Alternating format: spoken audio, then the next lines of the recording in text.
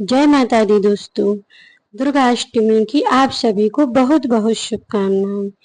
दोस्तों, आज हम बात करेंगे कि दुर्गा अष्टमी का व्रत क्यों इतना महत्वपूर्ण है। दोस्तों, प्राचीन काल में केवल जो लोग 9 दिन तक व्रत नहीं रख पाते थे, वो सिर्फ दुर्गा अष्टमी और नवमी का व्रत रखें तो उन्हें संपूर्ण नवरात्रि का फल प्राप्त हो जाता है। यह 9 दिन का व्रत भगवान श्री राम ने रावण पर विजय प्राप्त करने के लिए रखा था।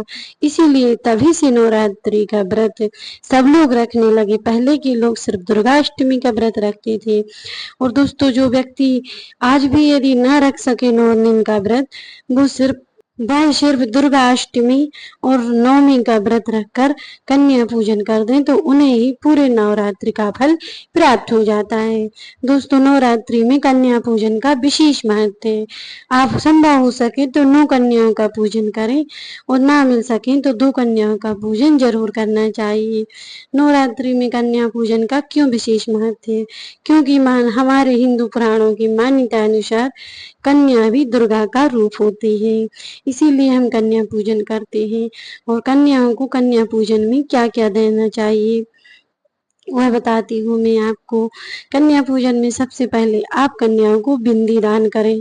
बिंदी का हमारे हिंदू पुराणों में विशेष ही महत्व है। हाँ जी हाँ दोस्तों, बिंदी 1 रुपए की आती है लेकिन उसका महत्व बहुत बड़ा है।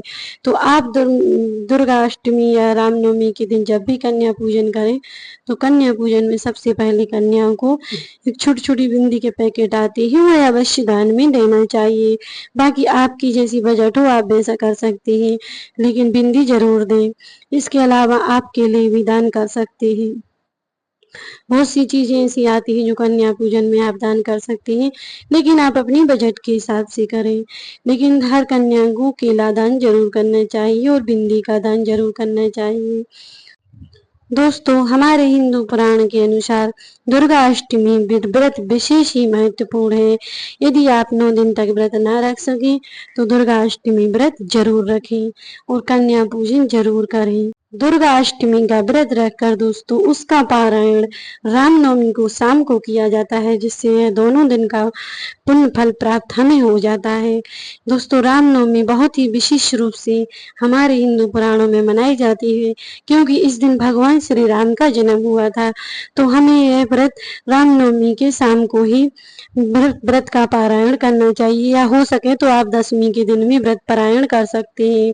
भगवान श्री राम की पूजन के साथ साथ हम माँ दुर्गा की पूजन भी करते हैं। रामनवमी वाले दिन दुर्गा पूजन 9 दिन का ही पूजा जाता है।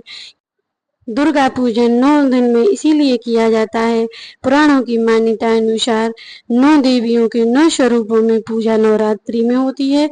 तो 9वें दिन हम 9 स्वरूपों की पूजा करते हैं और माता रानी के 9 प्रकार के भोग 9वीं तिथि के दिन हम अलग अलग प्रकार से बनाकर ले जाते हैं और 9 स्वरूपों की पूजा उसी दिन करते हैं, जो कि हमें नवरात्रि के संपूर्ण फल प्राप्त हो जाता है। यदि कोई व्यक्ति रोज माता के 9 प्रकार के भोग ना लगा सके तो वह 9वीं वाले दिन एक साथ सभी भोग बनाकर ले जाए और माता रानी के अलग अलग स्वरूपों को जो जिसको प्रिय हो वह भोग लगाए, तो हमें संपूर्ण नवरात्रि के व्रत का पूजन का और भोग लगाने का फल प्राप्त हो जाता है। तो ये थी हमारी रामनवमी की जानकारी। आप सभी को कैसी लगी कमेंट में जय माता दी जरूर लिख देना। मिलते हैं नेक्स्ट वीडियो में। जय माता दी।